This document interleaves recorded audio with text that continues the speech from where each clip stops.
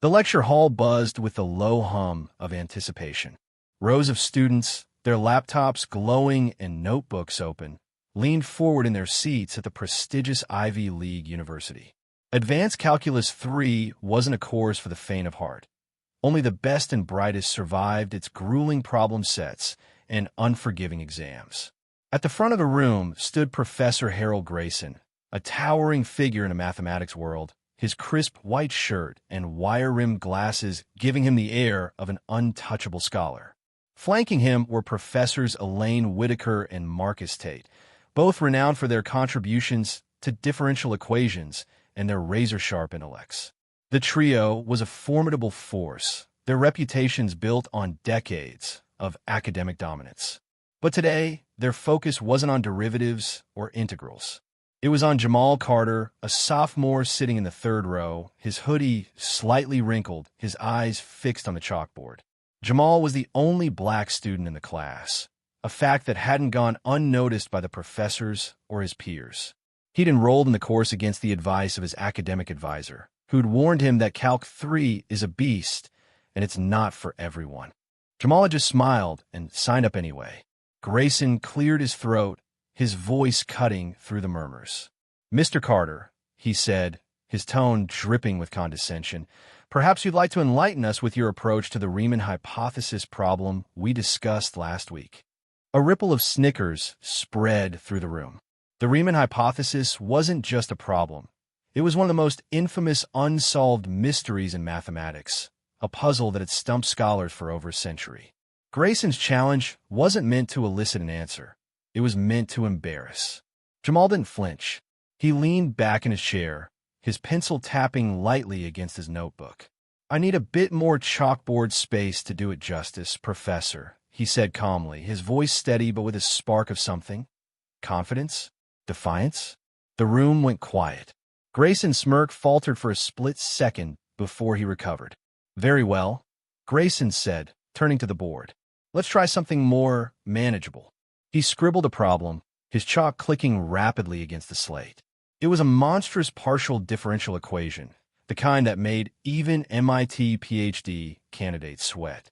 The equation sprawled across the board, a tangle of variables and operators that looked like it had been plucked from a nightmare. "Solve this, Mr. Carter. Show us what you've got." The other students exchanged glances, some smirking, others cringing. Whitaker and Tate stood to the side, arms crossed, their expressions unreadable but their eyes gleaming with anticipation. They'd seen students crumble under less pressure. This was going to be a spectacle. Jamal stood, his sneakers squeaking faintly against the polished floor. He walked to the board, picked up a piece of chalk, and studied the equation. The room was silent except for the faint hum of the projector overhead. Seconds ticked by. Then, with a quick flick of his wrist, Jamal began to write. Jamal Carter hadn't always been a math prodigy, or at least, he hadn't always known he was. Growing up in a small, underfunded school district in Chicago, he'd spent most of his childhood dodging trouble and helping his mom pay bills. His high school math teacher, Ms. Delgado, had been the first to notice his knack for numbers. "You see patterns where others see chaos," she told him after he'd solved the geometry problem in half the time it took the rest of the class.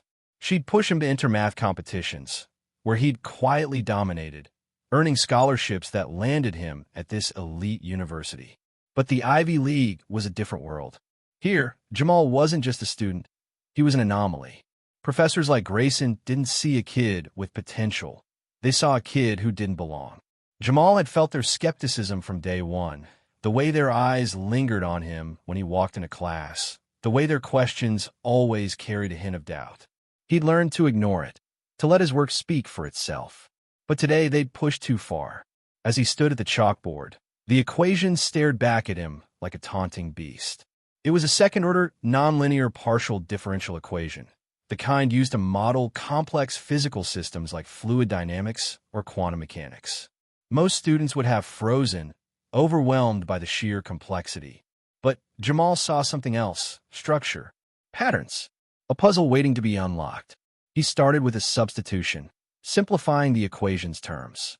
His chalk moved swiftly, lines of neat, precise symbols flowing across the board.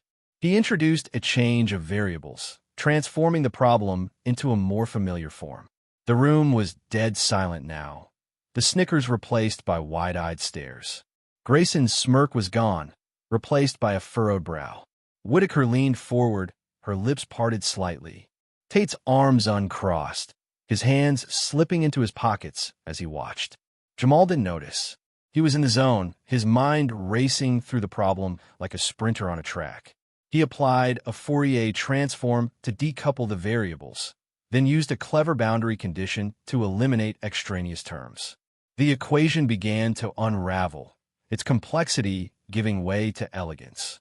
By the time he reached the final step, a concise, closed-form solution, the board was a masterpiece of mathematical clarity. He set the chalk down and turned to face the room. "That's one way to do it," he said, his voice calm, but carrying an edge of triumph. The silence broke. A few students clapped, then more, until the room erupted in applause. Grayson's face was a mask of shock, his mouth opening and closing like a fish out of water. Whitaker's eyes were wide, her notepad forgotten in her lap. Tate, for his part, let out a low whistle, shaking his head in disbelief. "Impressive, Mr. Carter," Tate said, breaking the tension. "Very impressive." Grayson recovered enough to stammer.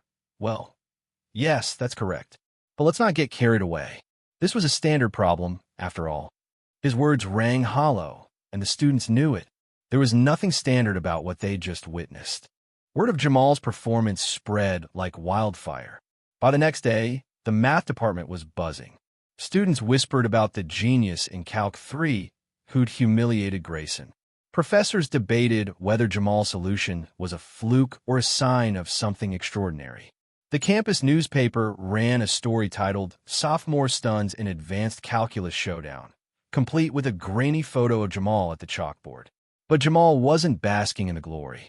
He was in the library, hunched over a stack of books on number theory, his earbuds blasting jazz to drown out the noise of his newfound fame. He didn't care about the headlines or the whispers. He cared about the math, the problems, the patterns. That didn't mean the world left him alone. A week after the incident, Professor Whitaker approached him after class. "Jamal," she said, her tone softer than he'd ever heard it, "I owe you an apology. We underestimated you, and that was unfair. Your solution was exceptional. Have you considered research opportunities in the department?" Jamal looked at her, his expression guarded. "I'm just here to learn, Professor. But yeah, I'd be open to it." Whitaker nodded, handing him a card. "Come to my office next week. I'd like to discuss some projects. You have a rare gift." Tate was next, cornering Jamal in the hallway with an offer to join his advanced seminar on differential geometry. Even Grayson, in his own grudging way, acknowledged Jamal's talent, assigning him a special project on elliptic curves to see if you can keep up. Jamal took it all in stride, but inside, he was wrestling with bigger questions. He'd proven himself, sure, but why had he needed to? Why did he have to solve an impossible problem, just to be seen as capable? The professor's biases hadn't vanished. They'd just been forced to confront them. And what about the next black student who walked into that lecture hall? Would it have to jump through the same hoops?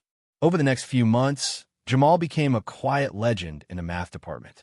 He joined Whitaker's research group, co-authored a paper on nonlinear dynamics that got accepted to a top journal, and started mentoring younger students in the university's STEM outreach program.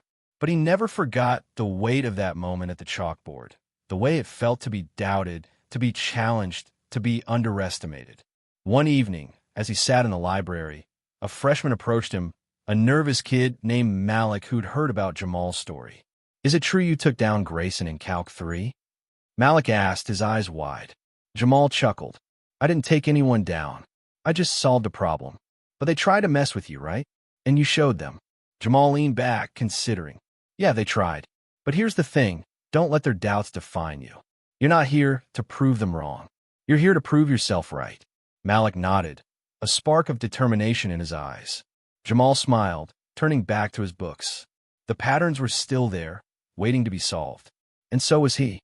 The story of Jamal Carter wasn't just about a single moment of triumph.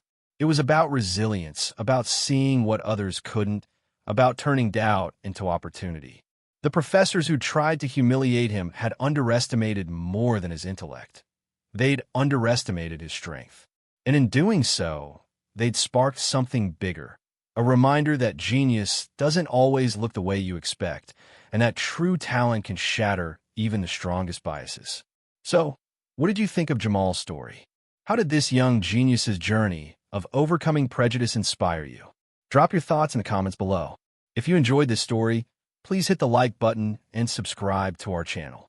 Don't forget to click the bell icon to stay updated on our latest stories. See you in the next adventure.